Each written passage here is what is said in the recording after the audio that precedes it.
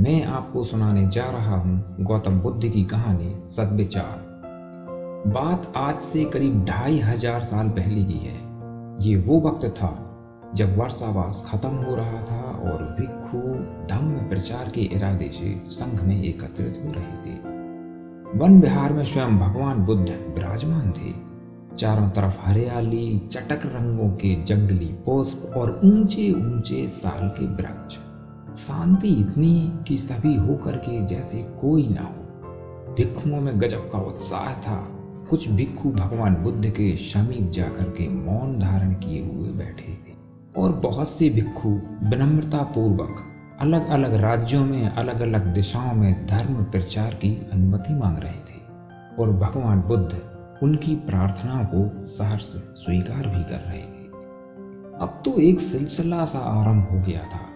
हर दिन कोई न कोई भिक्षु आ जाता और फिर वो कभी किसी राज्य में तो कभी किसी दिशा विशेष में धर्म प्रचार की अनुमति मांगता और भगवान बुद्ध उनकी इन प्रार्थनाओं को स्वीकार भी करते जाते। लेकिन कुछ दिनों से 2 भिक्षु रोज रोज आ जाते और बिना कुछ कहे अपनी कुटिया को सांझ ढले वापस चले जाते। एक दिन बुद्ध ने उनसे मुस्कुराते हुए कहा, तुम अपनी बात बिना किसी संकोच के रख सकते हो। इतना कहना ही था कि उनके चेहरे खुशी से खिल उठे। उन्होंने बहुत ही विनम्रता पूर्वक और आदर भाव से कहा, भगवान, क्या हम दोनों उपदेश हेतु पूर्व राज्यों की ओर जा सकते हैं? भगवान बुद्ध मुस्कुराए और उन्होंने कहा, वहां के लोग कठोर हैं और वे तुम्हें भला बुरा कह सकते हैं।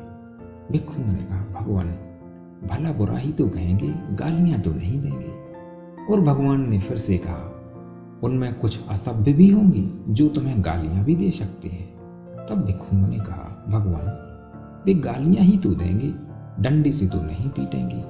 और भगवान ने फिर से कहा, उनमें कुछ निर्दयी भी होंगे और वो डंडे से प्रहार भी कर सकते हैं।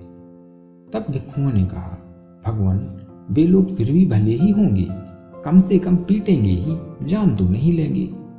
भगवान बुद्ध ने कहा, उनमें कुछ लोग निर्दयी और क्रूर भी होंगे जो तुम्हारी जान भी ले सकते हैं। भिक्षुओं ने अंतिम अवसर समझ भगवान के समक्ष अपनी बात को गंभीरता पूर्वक रखा।